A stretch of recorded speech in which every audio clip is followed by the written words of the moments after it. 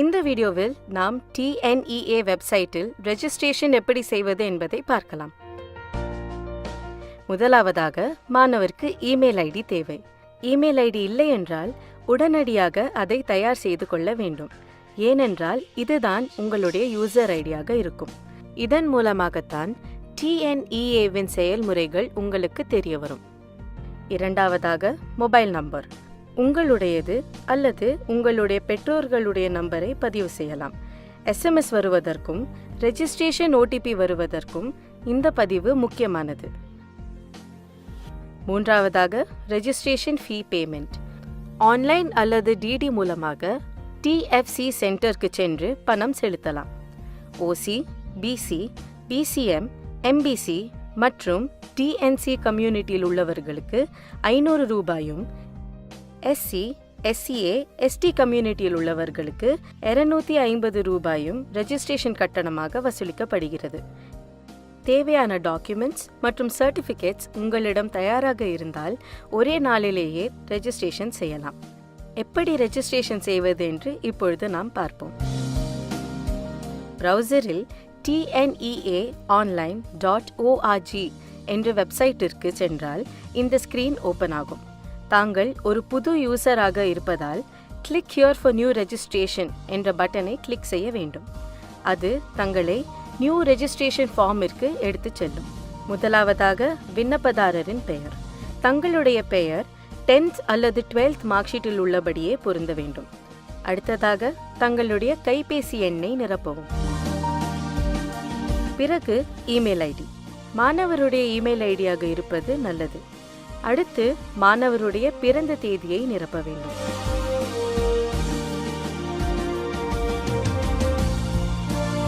அதுக்கு அடுத்ததாக 2 கேள்விகள் கேட்கப்படும். முதலில் +1 தேர்ச்சி அடைந்து விட்டீர்கள் என்றால் எஸ் என்று கிளிக் செய்ய வேண்டும். அப்பொழுதுதான் அடுத்து செல்ல முடியும். அடுத்ததாக தகுதி தேர்வு. அதில் HSC, SSLC போன்ற தகுதி தேர்வை தாங்கள் தேர்ந்தெடுக்க வேண்டும். பிறகு TNEA அக்கவுண்டுடைய பாஸ்வேர்டை தாங்கள் செட் செய்யலாம். 2 தடவை அப்பாஸ்வேர்டை உறுதிப்படுத்த பதிவு செய்ய வேண்டும். அந்த பாஸ்வேர்ட் செல்லுபடியாக முக்கியமாக ஒரு ஆல்பபெட், ஸ்பெஷல் கேரக்டர் மற்றும் நம்பர் இருக்க வேண்டும்.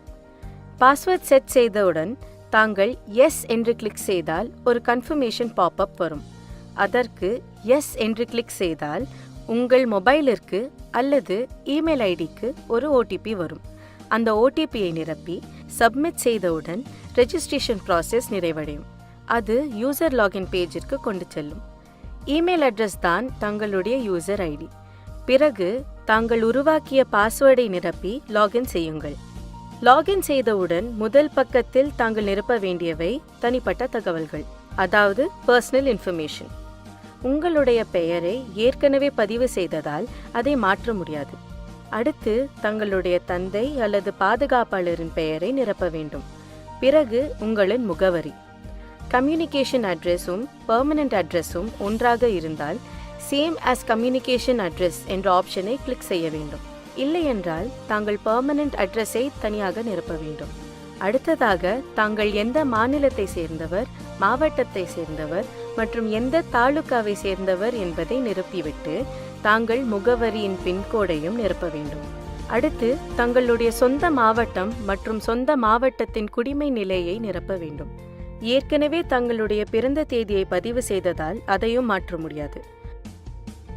அடுத்து தாங்கள் நிரப்ப வேண்டியவை தங்களுடைய பாலினம், தாய்மொழி, குடியுரிமை மற்றும் பிறப்பிடம். பிறகு தங்களுடைய மதம், வகுப்பு மற்றும் உட்பிரிவின் பெயர் ஆகியவற்றை நிரப்ப வேண்டும். கடைசியாக ஆதார் எண். தங்களுக்கு விருப்பம் இருந்தால் நிரப்பலாம், இல்லை என்றால் விட்டுவிடலாம். இதை தவிர மற்ற அனைத்தையும் கட்டாயமாக நிரப்ப வேண்டும். இவை அனைத்தையும் பூர்த்தி செய்துவிட்டு சேவ் அண்ட் கண்டினியூ என்பதை கிளிக் செய்தால் தங்களை அடுத்த பக்கத்திற்கு கொண்டு செல்லும். அதுதான் ஸ்பெஷல் ரிசர்வேஷன் இன்ஃபர்மேஷன், அதாவது சிறப்பு ஒதுக்கீட்டு தகவல்கள். முதலில் தாங்கள் ஒரு எமினன்ட் ஸ்போர்ட்ஸ் பர்சனாக இருந்தால் எஸ் என்று கிளிக் செய்தவுடன் அதற்கேற்ற டாக்குமெண்ட்ஸ்களை சமர்ப்பிக்குமாறு கேட்டு ஒரு வார்னிங் வரும். அந்த டாக்குமெண்ட்ஸ் இருக்கும் பட்சத்தில் அதை சப்மிட் செய்யலாம். தாங்கள் முன்னாள் படை வீரரின் பிள்ளையாக இருந்தால் இந்த சிறப்பு பிரிவினருக்கு விண்ணப்பிக்கலாம். மாற்றுத்திறனாளியாக இருந்தால் எஸ் என்று கிளிக் செய்யவும். அவ்வாறு செய்தால் எந்த வகையான மாற்றுத்திறனாளி என்று பதிவு செய்ய வேண்டியிருக்கும். இந்த தகவல்களை சமர்ப்பித்த பின் தங்களுடைய சர்டிஃபிகேட்ஸ் எந்த TFC மையத்தில் சரிபார்க்க வேண்டும் என்று தேர்ந்தெடுக்கலாம். எமினன்ட் ஸ்போர்ட்ஸ் ரிசர்வேஷன் தேர்ந்தெடுத்திருந்தால் கண்டிப்பாக தங்களுடைய சான்றிதழ் சரிபார்ப்பு சென்னையில் தான் நடக்கும். இல்லை என்றால் 110 சேவை மையங்களிலிருந்து நீங்கள் தேர்ந்தெடுக்கும் மையத்தில் சான்றிதழ் சரிபார்த்து கொள்ளலாம். TFC மையத்தை தேர்ந்தெடுத்தவுடன் சேவ் அண்ட் கண்டினியூவை கிளிக் செய்யுங்கள். மூன்றாவதாக கல்வி உதவித்தொகை பற்றிய தகவல் பக்கம், அதாவது ஸ்காலர்ஷிப் இன்ஃபர்மேஷன். இதில் தங்களுடைய பெற்றோரின் தொழில் என்ன, ஆண்டு வருமானம் என்ன, நீங்கள் முதல் தலைமுறை பட்டதாரியா, நீங்கள் உயர்கல்வி உதவித்தொகை ஏற்கனவே பெற்றவரா போன்ற கேள்விகளுக்கு பதில்களை நிரப்பிவிட்டு சேவ் அண்ட் கண்டினியூவை கிளிக் செய்ய வேண்டும். அடுத்ததாக பயின்ற பள்ளி பற்றிய தகவல்கள் பக்கம், அதாவது ஸ்கூல் ஆஃப் ஸ்டடி இன்ஃபர்மேஷன். நீங்கள் படித்த பள்ளி அரசு பள்ளியா, அரசு உதவி பெற்ற பள்ளியா, தனியார் பள்ளியா என்பதை தேர்ந்தெடுக்க வேண்டும். அடுத்ததாக அப்பள்ளியின் குடிமை நிலையை தேர்ந்தெடுக்க வேண்டும். அடுத்த கேள்வி, நீங்கள் 8ஆம் வகுப்பிலிருந்து 12ஆம் வகுப்பு வரை தமிழகத்தில் படித்தீர்களா? இல்லை என்றால் நேட்டிவிட்டி சர்டிஃபிகேட்டை சமர்ப்பிக்க வேண்டும். கல்வி உரிமை சட்டத்தின் கீழ் தனியார் பள்ளியில் 6ஆம் வகுப்பு முதல் 8வது வகுப்பு வரை படித்தீர்களா என்ற கேள்விக்கு எஸ் அல்லது நோ என்ற பதிலை தேர்ந்தெடுக்க வேண்டும். அடுத்து அரசு பள்ளியில் 6ஆம் வகுப்பிலிருந்து 12ஆம் வகுப்பு வரை படித்தீர்களா என்ற கேள்வி 7.5% இடஒதுக்கீட்டிற்காக கேட்கப்படும் கேள்வி. அதற்கும் எஸ் அல்லது நோ என்று பதில் அளிக்கவும். அடுத்து தாங்கள் படித்த பள்ளிகளின் விவரங்கள் கேட்கப்படுகிறது. 6 முதல் 12ஆம் வகுப்பு வரை தாங்கள் தமிழகத்தில் படித்தீர்கள் என்று பதிவு செய்திருந்தால் அதை மாற்ற இயலாது. எந்த மாநிலத்தில், மாவட்டத்தில் மற்றும் மண்டலத்தில் படித்தீர்கள் என்ற விவரங்களை ஒவ்வொரு ஆண்டு விகிதமாக நிரப்பவும். ஒருவேளை 6 முதல் 12ஆம் வகுப்பு வரை ஒரே பள்ளியில்தான் படித்தீர்கள் என்றால் நேம் ஆஃப் த ஸ்கூலுக்கு அருகில் உள்ள செக் பாக்ஸில் apply 6 standard school name to all என்று கிளிக் செய்தால் முதல் வரிசையிலிருந்து மற்ற வரிசைகளுக்கும் தானாகவே அதே விவரங்கள் நிரம்பிவிடும். ஒருவேளை வெவ்வேறு பள்ளிகளில் படித்திருந்தீர்கள் என்றால் தனித்தனியாக விவரங்களை நிரப்ப வேண்டும். எல்லா விவரங்களும் ஒரு முறை சரிபார்த்துவிட்டு சேவ் அண்ட் கண்டினியூவை கிளிக் செய்யுங்கள். அடுத்த பக்கம் கல்விசார் தகவல், அதாவது அகாடமிக் இன்ஃபர்மேஷன். இங்கே நீங்கள் படித்த கல்வியை குறித்த கேள்விகள் இருக்கும். முதலாவதாக உங்களுடைய தகுதி தேர்வு, HSC, SSLC போன்றவைகளிலிருந்து நீங்கள் தேர்ச்சி பெற்ற தேர்வை தேர்ந்தெடுக்க வேண்டும். இரண்டாவதாக உங்களுடைய தேர்வு வாரியம். HSC ஆக இருந்தால் தங்களுடைய சான்றிதழில் உள்ள பெர்மனன்ட் ரெஜிஸ்டர் எண்ணை நீங்கள் பதிவு செய்யலாம். அது தங்களுக்கு தெரியவில்லை என்றால் விட்டுவிடலாம். அடுத்ததாக HSC ரோல் நம்பரை நீங்கள் பதிவு செய்ய வேண்டும். பிறகு தேர்ச்சி பெற்ற ஆண்டு. கடந்த ஆண்டுகளில் தேர்ச்சி பெற்றிருந்தால் உங்களுடைய மதிப்பெண்களை நீங்கள் நிரப்ப வேண்டி வரும். HSCயில் அகாடமிக் அல்லது வொகேஷனல் கோர்ஸுகளில் இருந்து எந்த கோர்ஸை தேர்ந்தெடுத்தீர்கள் என்று பதிவு செய்ய வேண்டும். அடுத்ததாக எந்த குரூப் எடுத்தீர்கள் என்றும் பதிவு செய்ய வேண்டும். பிறகு தங்களுடைய கல்வி பயிற்று மொழியை தேர்ந்தெடுக்க வேண்டும். அடுத்து தங்களுடைய +2 தேர்வின் மொத்த மதிப்பெண்ணை பதிவு செய்ய வேண்டும். பிறகு தங்களுடைய 10ஆம் வகுப்பின் மொத்த மதிப்பெண் மற்றும் தனிப்பட்ட மதிப்பெண்ணையும் பதிவு செய்ய வேண்டும். அடுத்ததாக நீட் மற்றும் JEE போன்ற தேர்வுகளுக்கு விண்ணப்பித்தீர்களா என்ற கேள்விக்கு எஸ் அல்லது நோ என்ற பதிலை கிளிக் செய்ய வேண்டும். இதற்கடுத்து தங்களுடைய EMIS நம்பர், அதாவது கல்வி மேலாண்மை தகவல் மையம் எண் என்று எல்லா மாணவர்களுக்கும் கொடுக்கப்பட்ட எண்ணை பதிவு செய்ய வேண்டும். அதை வைத்து தங்களுடைய பள்ளியின் குறிப்புகளை கண்டுபிடிக்க முடியும்.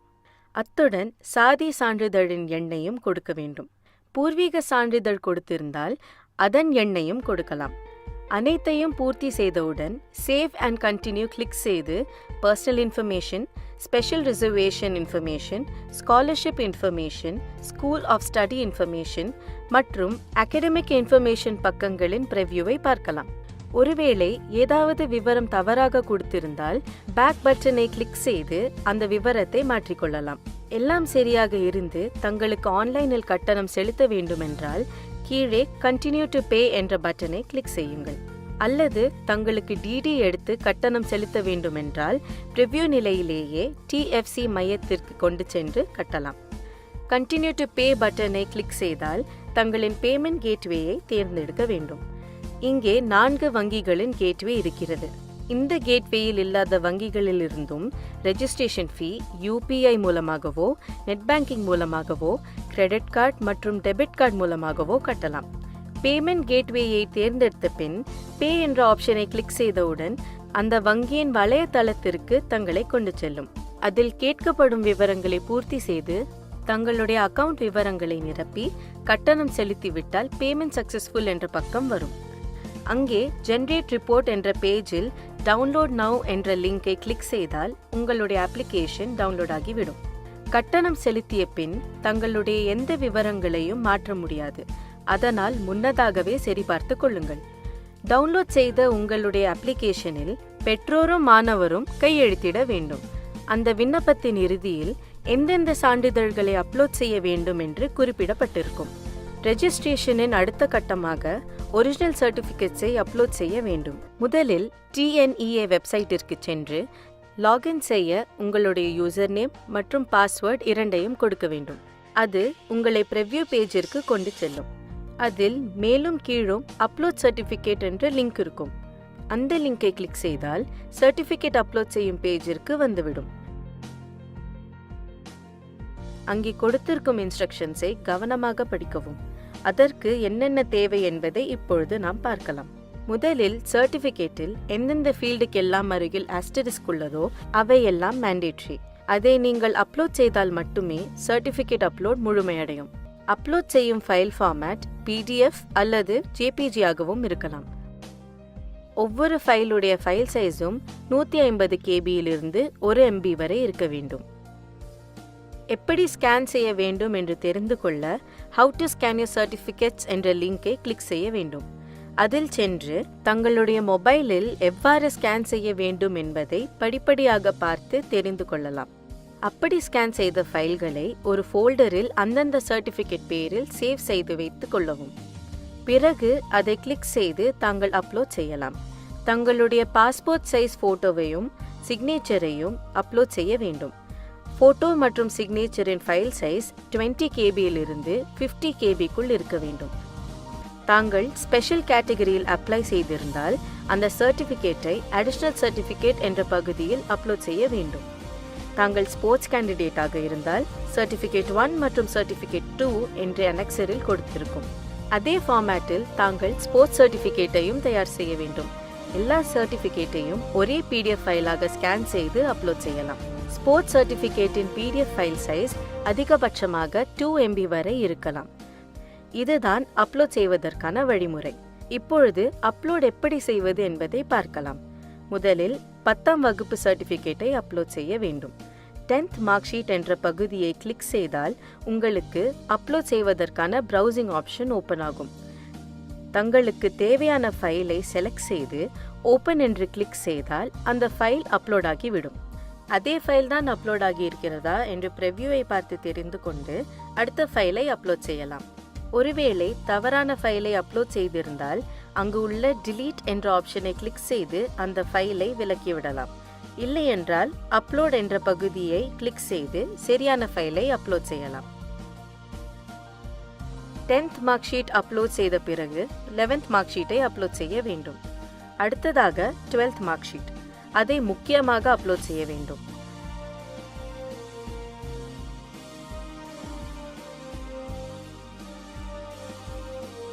சர்டிஃபிகேட் அப்லோட் செய்த பின் டிரான்ஸ்ஃபர் சர்டிஃபிகேட். ஏற்கனவே ஸ்கூலில் டிரான்ஸ்ஃபர் சர்டிஃபிகேட் வாங்கியிருந்தால் அதை அப்லோட் செய்யலாம், இல்லையெனில் விட்டுவிடலாம். டிரான்ஸ்ஃபர் சர்டிஃபிகேட் அப்லோட் செய்த பின் கம்யூனிட்டி சர்டிஃபிகேட் அப்லோட் செய்ய வேண்டும். இப்படியாக தாங்கள் ஒவ்வொன்றாக அடுத்தடுத்த ஃபைல்களை அப்லோட் செய்து கொள்ளலாம். இதற்கு பிறகு பாஸ்போர்ட் சைஸ் ஃபோட்டோவையும் சிக்னேச்சரையும் அப்லோட் செய்ய வேண்டி வரும். பாஸ்போர்ட் சைஸ் ஃபோட்டோ மற்றும் சிக்னேச்சர் உடைய ஃபைல் சைஸ் 20 KBயிலிருந்து 50 KBக்குள் தான் இருக்க வேண்டும். 50 KBயை விட அதிகமானாலோ அல்லது 20 KBயை விட குறைந்தாலோ ஃபைல் அப்லோட் ஆகாது, எரர் என்ற மெசேஜை காட்டும். அப்படி காட்டினால் ஃபைலை ரீசைஸ் செய்து அப்லோட் செய்ய வேண்டும். இதற்கடுத்து அடிஷனல் சர்டிஃபிகேட் என்ற ப்ரொவிஷன் இருக்கும். ஒருவேளை தங்களுக்கு ஃபர்ஸ்ட் கிராஜுவேட் ஸ்காலர்ஷிப் வேண்டுமென்றால் ஃபர்ஸ்ட் கிராஜுவேட் சர்டிஃபிகேட்டை அப்லோட் செய்யுங்கள். அதேபோல் போஸ்ட் மெட்ரிக் ஸ்காலர்ஷிப் வேண்டுமென்றால் தங்களுடைய பேரண்ட்ஸுடைய இன்கம் சர்டிஃபிகேட்டை அப்லோட் செய்ய வேண்டும். ஸ்பெஷல் ரிசர்வேஷன் கேட்டகரியில் உள்ளவர்கள் டிசபிலிட்டி சர்டிஃபிகேட் அல்லது எக்ஸ் சர்வீஸ்மென் சர்டிஃபிகேட் அல்லது ஸ்போர்ட்ஸ் சர்டிஃபிகேட் இங்கே அப்லோட் செய்யலாம். இதற்காகத்தான் அடிஷனல் சர்டிஃபிகேட்ஸ் என்ற பகுதி இருக்கிறது. இதுவரை அப்லோட் செய்த ஃபைல்ஸ் அனைத்தையும் ப்ரிவ்யூவில் சரிபார்த்து கொண்டு ஃப்ரீஸ் அப்லோட் என்ற ஆப்ஷனை கிளிக் செய்யலாம். அப்லோடை ஃப்ரீஸ் செய்த பின் எல்லா ஃபைல்களையும் அப்லோட் செய்து விட்டேன் என்ற டிக்ளரேஷன் ஃபார்மிற்கு கொண்டு செல்லும். அதை கன்ஃபார்ம் செய்த பிறகு தங்களுடைய சர்டிஃபிகேட் அப்லோடிங் ப்ராசஸ் நிறைவடையும். இத்துடன் தங்களுடைய TNEA சர்டிஃபிகேட் அப்லோடிங் ப்ராசஸ் முடிவடைகிறது. இப்பொழுது தாங்கள் லாக் அவுட் செய்யலாம்.